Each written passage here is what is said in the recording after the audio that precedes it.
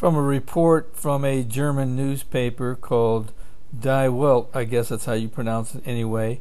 They are indicating that Germany is building a European army that is incorporating other countries into this army. In other words, they're borrowing other countries' infantry and brigades in order to form a European army. This is what the article says. It says the Dutch army is made up of 3 brigades plus support staff and special forces. On June 12, one of those brigades, the 11th Air Mobile, officially joined the German army. This was the first time ever that a European country has handed part of its army over to another country. Never before has a state renounced this elementary and integral part of its sovereignty, wrote Die Welt's political editor Thorsten Junkholt. Now, Germany is making it clear that this was not an isolated event. Instead, it is a pattern Germany intends to follow as it absorbs more units from foreign militaries. Germany is driving the European Army Project, was the title of the Junkholt's Die Welt article. And the article goes on to say Germany is pursuing a second Dutch brigade as well. The German Army's Chief of Staff, Lieutenant General Bruno Kastorf, recently wrote a letter outlining plans for future cooperation. The integration of the Dutch 43rd Mechanized Brigade into the German 1st Armored Division shall be encouraged, he wrote. This would leave the 13th Mechanized Brigade as the only brigade in the Dutch Army still under Dutch command.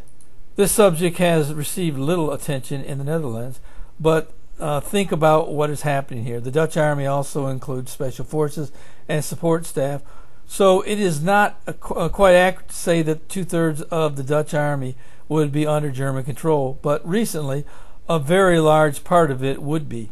This is no small experiment simply to pay lip service to the idea of a multinational cooperation. This is the Netherlands signing the heart and core of its army over to Germany. All of this is in addition to extensive training and cooperation that already goes on between the two armed forces. Kastorf wrote that Germany wanted to employ the Dutch model in cooperation with other nations. The bilateral cooperation with Austria and Poland is currently gaining much momentum, he wrote. So they're going to try to get this incorporated with other armies as well. These nations already train and exercise together often. Could we see Polish battalions joining the German army soon? Last year, the two nations signed a naval agreement to train together and cooperate in the Baltic Sea. In the wake of the Ukrainian crisis, there may soon be more.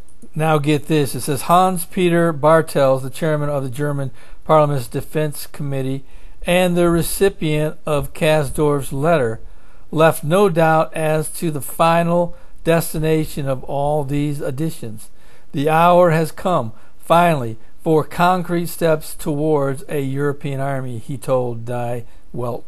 Germany's defense minister Ursula von der Leyen has a similar goal. Today we embark a new era of integration, she said, as the Dutch Air Mobile Brigade official joined the German army back in June. This cooperation will continue and even intensify. Our new partnership can also be seen as a model for Europe and its common security and defense policy, she announced. In his letter, General Kastorf wrote that Germany is a driver and a pioneer when it comes to international cooperation between armed forces. As part of this effort, Bartels suggested that Germany may put some German soldiers under the command of other nations. And here's one of the driving forces as to behind what they're doing. It says, so far financial pressures have been prompting Germany's neighbors to seek military cooperation. They can achieve the same bang for fewer bucks by working together. But Russia's aggression in Ukraine is prompting another push. Something is sprouting in Germany, Jan Tuka, director of the think tank Carnegie Europe, wrote.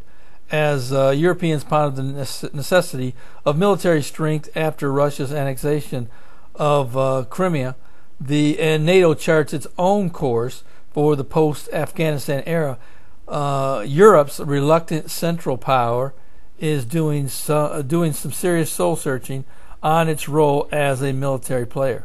Germany was already working on a European army before the Ukraine crisis. Now there is a new urgency.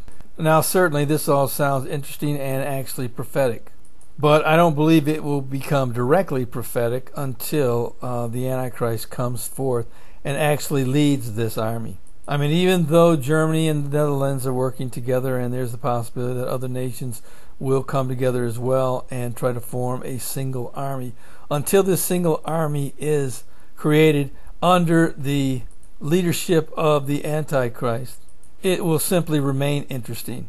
But there is no doubt in my mind where this is headed.